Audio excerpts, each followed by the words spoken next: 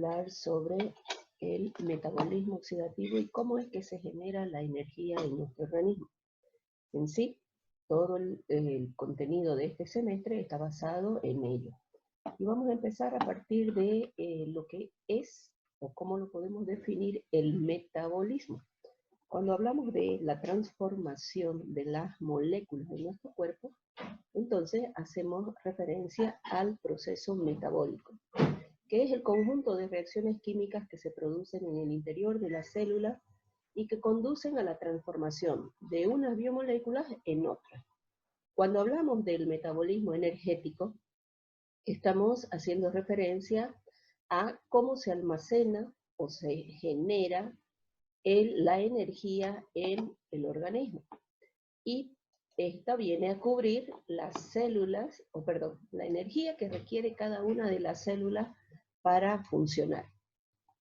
El proceso metabólico está constituido por vías metabólicas, que en este caso serían las reacciones químicas del metabolismo, que están reguladas por enzimas específicas. Recuerden ustedes, han visto esto el semestre anterior, de que para cada reacción química existe o está presente una enzima específica que la cataliza. Esta va a actuar sobre el sustrato con el cual se inicia la vía metabólica para lograr el producto que se requiere según lo que necesite la célula. Estas reacciones químicas o estas secuencias, si quieren ustedes, pueden ser de diferentes tipos. Estamos hablando de una vía metabólica lineal, es decir, que sea una secuencia de reacciones químicas que empiece con un sustrato y concluya con un producto. Las reacciones o los componentes que se forman entre ese sustrato y el producto, que pueden ser varios, reciben la denominación de intermediarios metabólicos. Si la vía metabólica tiene un carácter convergente, es decir, que se dirige hacia un componente o a partir de uno se generan las reacciones químicas, se denomina la vía metabólica ramificada. Y es cíclica cuando parte de un intermediario metabólico y lo vuelve a regenerar. Tenemos de estos tipos diferentes en los procesos metabólicos del organismo que vamos a ir viendo más adelante. Otro de los términos que es importante considerar cuando hablamos del metabolismo es que estas vías o esta secuencia de reacciones químicas pueden tener como finalidad la degradación de un compuesto o su oxidación completa. Entonces estamos haciendo referencia a el catabolismo. Si la secuencia de reacciones tiene como finalidad formar una energía o formar una nueva molécula, entonces estamos hablando de el anabolismo. Si vemos estos dos procesos que son parte del metabolismo, tenemos que indicar que desde el punto de vista energético también poseen características. Todo proceso catabólico genera energía, libera energía, es decir, tiene carácter exergónico. Por el contrario, el proceso anabólico o el anabolismo gasta energía, requiere, entonces tiene un carácter endergónico. Para nuestro organismo, cuando nosotros hablamos de energía, hacemos referencia en general por la energía generada en un medio aeróbico. Es decir, la fuente principal para generar esta energía viene a ser la molécula de glucosa. Si ustedes recuerdan, cuando hablamos de biomoléculas, hemos dicho que dentro de los carbohidratos el más importante viene a ser la molécula de glucosa, porque ella es utilizada como fuente energética en el organismo. Todos aquellos funciones, si quieren ustedes, que nosotros podemos ejercer en nuestro organismo, el hablar, el caminar, el pensar, son resultados de reacciones químicas. Entonces, para que éstas se lleven a cabo, se requiere energía. Entonces, estamos hablando de que este requerimiento de energía puede ser mayor o menor, dependiendo del tipo de trabajo que se quiera realizar. En nuestras células, la molécula de glucosa se degrada y al degradarse libera energía. Parte de esta se utiliza para sintetizar el ATP, que para nosotros viene a ser la molécula energéticamente utilizable por la célula. Para que este ATP se forme, se requiere el oxígeno. Por lo tanto, cuando hablamos de la degradación de la glucosa para que ésta genere energía en medio aeróbico, entonces nosotros decimos que estamos hablando de la respiración celular. Ahora, ¿cómo se lleva a cabo este proceso?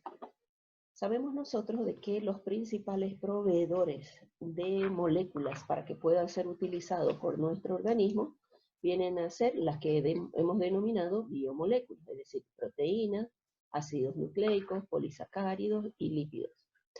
De estas biomoléculas, nosotros vamos a hacer hincapié en los polisacáridos y en los lípidos como los principales componentes energéticos. Si nuestro organismo requiere energía, puede utilizar en primera instancia los carbohidratos, luego a los lípidos y finalmente, si es que los anteriores no hubieran, a las proteínas para la provisión de energía. Esta energía se expresa en molécula de ATP. Pero para que esto ocurra, se debe llevar a cabo lo que denominamos nosotros el proceso bioenergético, que está formado por vías metabólicas que están concatenadas, unidas y que se llevan a cabo una detrás de otra, para que se pueda cumplir la finalidad que viene a ser la síntesis de la molécula de ATP. Entonces, toda esta secuencia, es decir, las proteínas, los carbohidratos y los lípidos, van a ir degradándose, generando estructuras moleculares más pequeñas. En el caso de los carbohidratos, forma glucosa y esa glucosa se degrada generando acetilcoenzima A, que se va a constituir el sustrato para el proceso bioenergético. Es decir, estamos hablando de que ésta se degrade completamente para generar molécula de ATP. ¿Cómo es que este proceso se lleva a cabo? A partir de la síntesis o la formación de la acetilcoenzima A, producto de la degradación de las biomoléculas. Aquí tenemos que las proteínas, por ejemplo, van en su proceso de degradación a liberar los aminoácidos constitutivos de su molécula. Si es en el caso de los carbohidratos, va a generar glucosa, se degrada a piruvato de 3 átomos de carbono y finalmente acetilcoenzima A. Lo mismo ocurre con los triacilgliceroles o los lípidos. Están liberando ácidos grasos, forman parte de su molécula junto con el glicerol, y estos también generan acetilcoenzima A. Esta acetilcoenzima A se constituye una molécula importante desde el punto de vista de la respiración celular, porque se constituye el componente que va a echar a marchar lo que denominamos el metabolismo oxidativo o el metabolismo energético. Esta se constituye también en una encrucijada metabólica, es decir, que de acuerdo a lo que demande nuestro organismo, esta acetilcoenzima A que proviene de las biomoléculas puede seguir diferentes caminos, dependiendo de la necesidad de la célula. Por ejemplo, puede sintetizar cuerpos cetónicos, que son componentes que generan también o que son utilizados como energía en el cuerpo. La síntesis de los ácidos grasos. Aquí estamos hablando del proceso metabólico. Decíamos inicialmente que los carbohidratos pudieran, por ejemplo, transformarse en lípidos. Aquí estamos viendo uno de los caminos. La acetilcoenzima A generada por los carbohidratos puede ser utilizada para la síntesis de ácidos grasos. Independientemente de dónde provenga esta acetilcoenzima A, también pudiera ser utilizada para la síntesis de los esteroides. Una de las vías metabólicas que puede seguir esta acetilcoenzima A, como la hemos denominado en una encrucijada metabólica, va a elegir si lo que necesita nuestro organismo es energía, entonces esta acetilcoenzima A va a ingresar al ciclo, se va a llevar a cabo la cadena respiratoria, la fosforilación oxidativa, donde al degradarse va a generar ATP. Este es el proceso o la vía metabólica que vamos a describir ahora. Recuerden, el metabolismo energético está formado inicialmente por un componente, decíamos nosotros, de que viene a ser el ciclo de Krebs. El proceso metabólico o metabolismo energético, porque estamos viendo que se va a generar energía. Si hablamos del metabolismo oxidativo, recuerden que oxidación para nosotros es simplificación, degradación, pérdida de electrones, y es lo que ocurre en este proceso. El ciclo de Krebs se constituye una ruta metabólica que forma parte de lo que estamos hablando, de la respiración celular, es decir, de aquellas células que son capaces de hacer uso del oxígeno. Esta energía que se libera producto de la degradación de la acetilcoenzima A va a ser utilizada para generar energía química en forma de ATP. Ustedes ven aquí que la acetilcoenzima A que ingresa va a reaccionar con el oxalacetato para formar el citrato. En este proceso se llevan a cabo una serie de reacciones, donde cada uno de estos componentes formados se constituye o se denominan intermediarios metabólicos. Para cada una de estas reacciones, obviamente, está presente una enzima específica que lo cataliza. Dentro de las generalidades del ciclo tenemos que el ciclo de Krebs se denomina así porque fue Hans Adolf Krebs quien describió la secuencia de las reacciones químicas. Es denominado también ciclo del ácido cítrico porque el primer componente que se forma al unirse la acetilcoenzima A con el oxalacetato viene a ser el citrato o el ácido cítrico. También se denomina ciclo de los ácidos tricarboxílicos porque estructuralmente hablando, el citrato, que es uno de los componentes que se forma inicialmente, posee estas características, es decir, de tener presente en su molécula 3 ácidos carboxílicos. Todas estas reacciones van a ser catalizadas por enzimas, decíamos. Lippmann fue el que describió la enzima que es importante en este proceso de los intermediarios metabólicos. Recuerden que cuando hablamos de respiración celular, nosotros hacemos alusión a la mitocondria, que viene a ser una organela importante en aquellas células que están capacitadas para hacer uso del oxígeno. Por eso es que también lo denominamos como el pulmón de la célula. Entonces la generación de ATP se va a llevar a cabo a nivel de la mitocondria. Para ello requiere la energía generada en el ciclo de Krebs, que hemos visto que tiene una función catabólica, es decir, oxidar a los carbohidratos, los lípidos y la proteína para cumplir esa finalidad que es la generación de energía. Si hablamos de su función anabólica, entonces estamos hablando de que algunos de los intermediarios del ciclo, es decir, de los componentes que se forman, pueden ser utilizados para sintetizar nuevas moléculas en el organismo. Si nosotros vemos aspectos generales, como les decía hace un momento, es una serie de 8 reacciones que oxidan completamente a la acetilcoenzima A, degradándola hasta dióxido de carbono. En ese proceso se va a formar ATP a partir del NAD y el FAT generado por ese proceso degradativo. Estamos diciendo que se constituye un proceso aeróbico, por lo tanto, si hubiese ausencia de oxígeno, el ciclo no se puede llevar a cabo. Aquí hay una visión general de lo que nosotros vamos a denominar del proceso bioenergético. La finalidad, voy a ser reiterativa en esto, es generar energía en forma de ATP.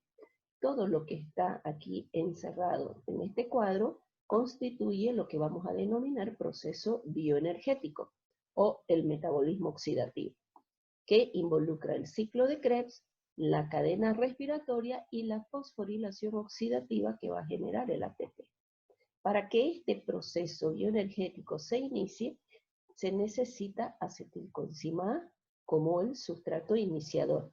Esta acetilcoenzima A puede provenir, decíamos, de los carbohidratos, los lípidos y las proteínas, que en el proceso de digestión o el proceso metabólico que vamos a denominar, generan moléculas más pequeñas, las cuales al degradarse generan el componente sustrato del ciclo que viene a ser la acetilcoenzima A.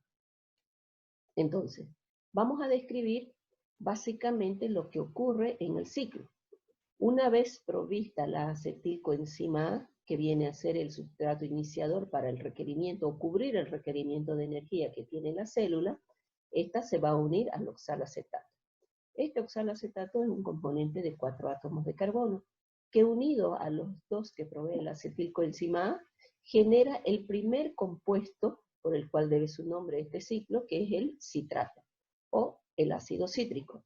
Yo voy a hacer alusión a cada uno de los intermediarios metabólicos en su forma disociada, es decir, como citrato, porque recuerden, este ácido cítrico está presente a nivel de la célula. En la célula hay gran cantidad de agua. Todo componente que está presente en el agua es capaz de liberar hidrogeniones, en el caso de este ácido cítrico.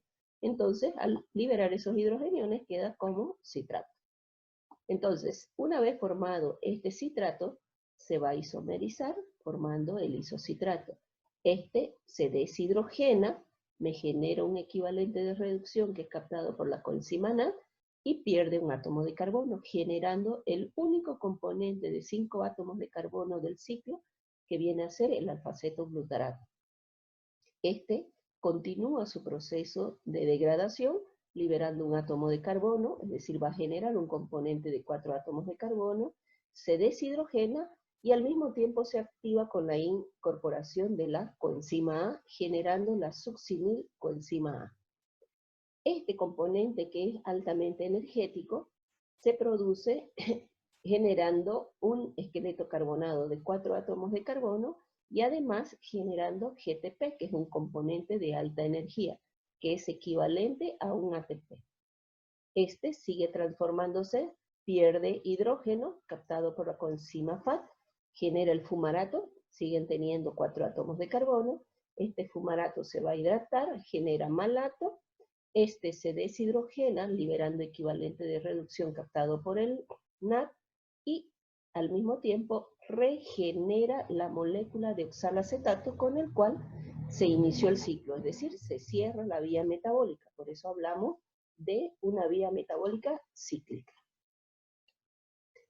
Entonces aquí tenemos las reacciones descritas, cada uno con su enzima correspondiente, la característica estructural que les mencionaba cuando hablábamos de los ácidos tricarboxílicos.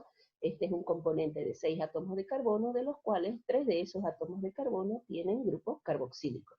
Que ustedes ven aquí están disociados, es decir, han liberado sus hidrógenos presentes, por eso es que denominamos citrato. Entonces, la secuencia del ciclo empieza con la reacción de condensación, donde se une el oxalacetato de 4 átomos de carbono con la acetilcoenzima A, generando el citrato.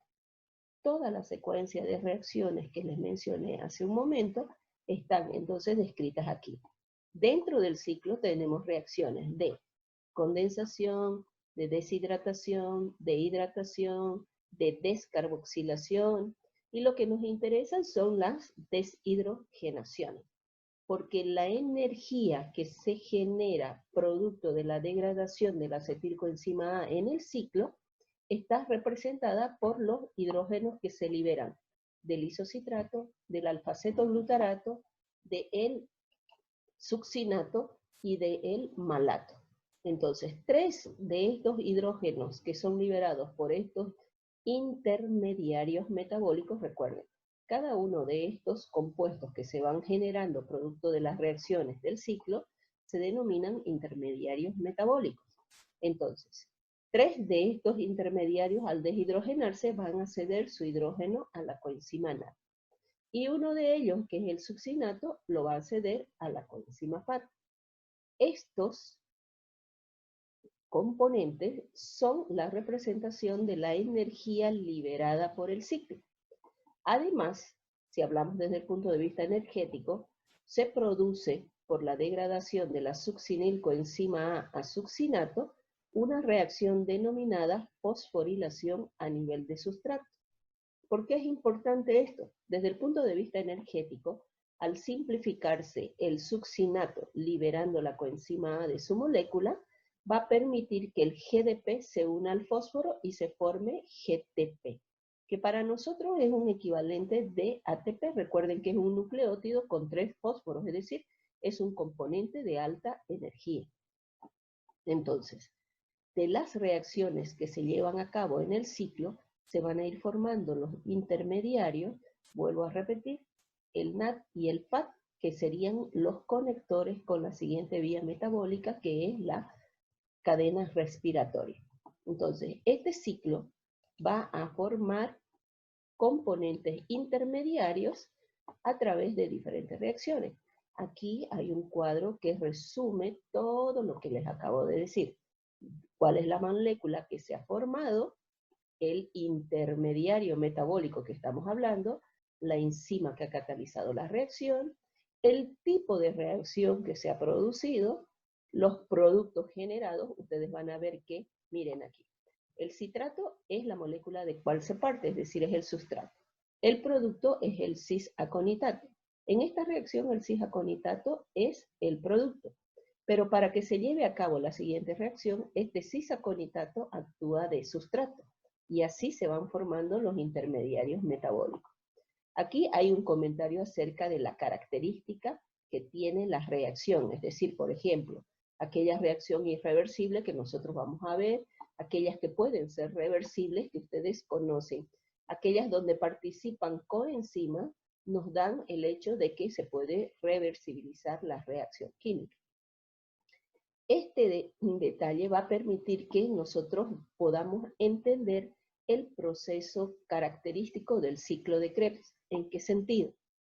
Hace un momento decíamos que el metabolismo involucra dos procesos, el catabolismo y el anabolismo. Una de esas reacciones, o el proceso catabólico, degrada moléculas, que es lo que estamos viendo aquí en el ciclo. La acetilcoenzima A, que está proveniendo de carbohidratos, de lípidos o proteínas, se está degradando en estas 8 reacciones hasta dióxido de carbono y agua. Recuerden, aquí estamos liberando un átomo de carbono y aquí también. La formación del alfa-cetoglutarato y del isocitrato nos permite liberar esos átomos de carbono. Entonces, cuando hablamos de que la acetilcoenzima A se va a degradar hasta dióxido de carbono, entonces estamos hablando del proceso catabólico. Pero hemos dicho de que el ciclo también se constituye un componente proveedor de sustratos para la síntesis de otros componentes. Es decir, aquí estamos hablando del carácter anfibólico que tiene el ciclo. ¿Por qué es anfibólico? Porque puede degradar y puede formar moléculas. Aquí están unos ejemplos, por decir, la molécula del citrato, que es la primera molécula o el primer intermediario metabólico que se forma cuando la acetilcoenzima A reacciona con el acetato, puede ser utilizado para sintetizar ácidos grasos o sintetizar colesterol. Aquí estoy hablando de la vía anabólica. Si hablamos de la incorporación de la acetilcoenzima A, estoy hablando del proceso catabólico. Existen otros intermediarios del ciclo que pueden ser utilizados para el proceso anabólico, sintetizar. Por ejemplo, tengo la succinilcoenzima A, que puede ser utilizada para la biosíntesis de la porfirina, o si quieren ustedes de la estructura que forma parte de la hemoglobina, que es nuestro principal transporte de oxígeno en el organismo. Aquí el alfa-cetoglutarato se puede utilizar también para la síntesis de aminoácidos que forman parte de nuestras proteínas. Lo mismo ocurre con el malato, que puede ser utilizado para la síntesis de glucosa. En el caso del oxalacetato, este también puede ser utilizado para la síntesis de aminoácidos. Si hablamos de la degradación, entonces, si bien estamos describiendo el ciclo de Krebs como un proceso catabólico que se inicia a partir de la acetilcoenzima A, hay que tomar en cuenta también y recordar que cualquiera de los intermediarios del ciclo puede servir como vía de degradación o de eliminación. Es decir, si bien nosotros estamos describiendo que el ciclo se inicia con la acetilcoenzima A, que proviene de carbohidratos, de lípidos y de proteínas, puede ocurrir en algunas células que, por ejemplo, se genere molécula de fumarato cuando el ácido aspartico, la fenilalanina o la tirosina, que son aminoácidos presentes en nuestras proteínas, se degradan, generan fumarato y ese fumarato formado ingresa al ciclo para degradarse completamente. ¿Qué quiero decir con esto? Que existen compuestos que pueden ingresar al ciclo vía cualquier intermediario del ciclo, no exclusivamente en forma de acetilcoenzima A. La mayoría de las veces, las células generan su energía a partir de la degradación de esta acetilcoenzima A. Lo hemos visto hace un momento que esta puede provenir de lípidos, de carbohidratos y de proteínas.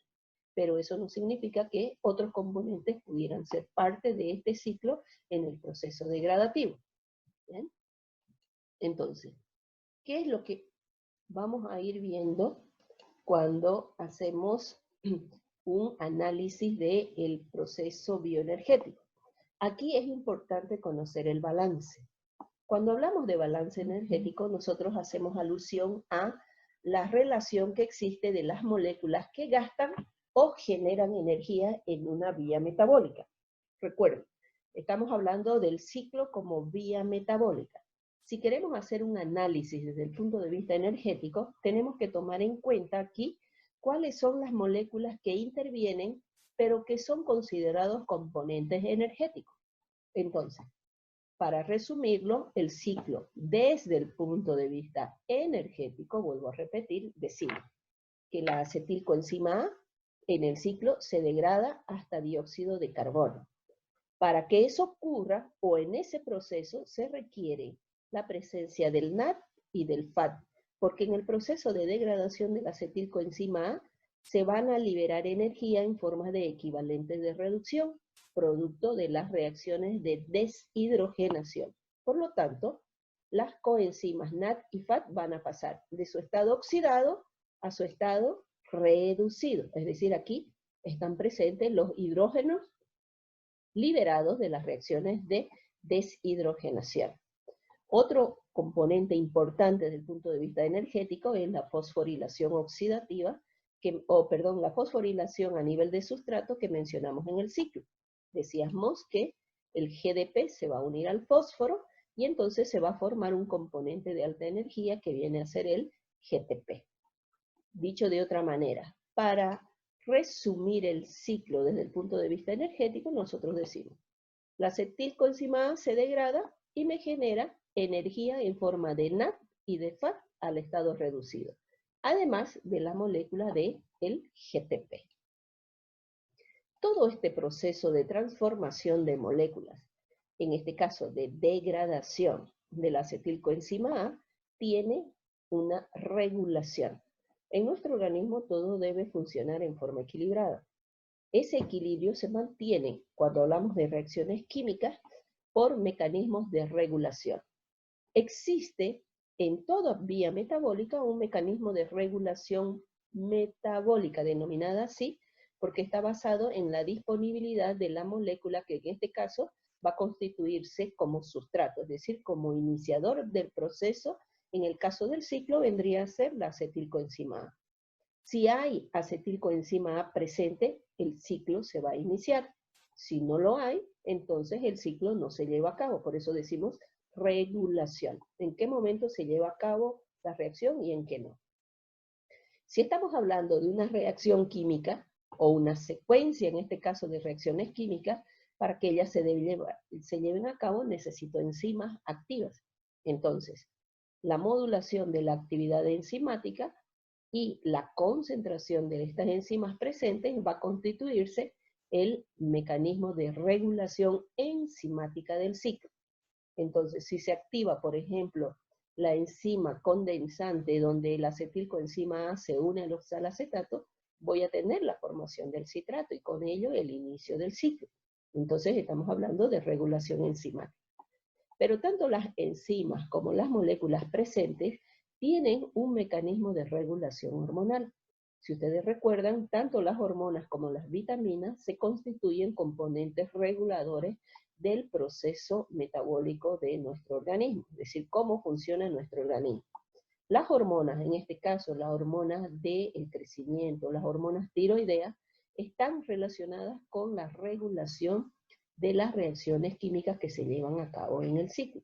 Entonces, resumiendo, la regulación del ciclo de Krebs tiene una regulación metabólica, una regulación enzimática y una regulación hormonal. Para que se lleve a cabo el proceso donde la acetilcoenzima A se degrada para generar energía que va a ser utilizada para la síntesis de ATP, debe producirse toda la secuencia como la hemos descrito. Pero también existen en nuestro organismo mecanismos inhibidores, es decir, aquellos que evitan que se lleve a cabo el ciclo. A diferentes niveles, aquí hay una ejemplificación de la regulación metabólica, es decir, que reacción no se va a llevar a cabo y con ello va a evitar que el proceso del ciclo se produzca y por lo tanto haya una inhibición de la síntesis de ATP. Si aquí no tengo la provisión, por ejemplo, en la primera reacción donde el acetil se une al oxalacetato para generar citrato, yo necesito en esto la citratosintasa, necesito la presencia del componente de las coenzimas y energía que va a ser generada. Entonces, aquí son niveles de inhibición que se pueden producir. Si hay la presencia de succinilcoenzima A, este se va a constituir un inhibidor de la citratosintasa y con ello voy a evitar que se forme el primer componente y por lo tanto que las reacciones subsiguientes no se lleven a cabo. ¿Cuál va a ser el resultado? La falta de energía generada que me va a impedir la formación de síntesis de ATP. Es decir, que cada proceso metabólico, así como es regulado para que sí se pueda llevar a cabo, tenemos también procesos inhibitorios, es decir, que no se pueda producir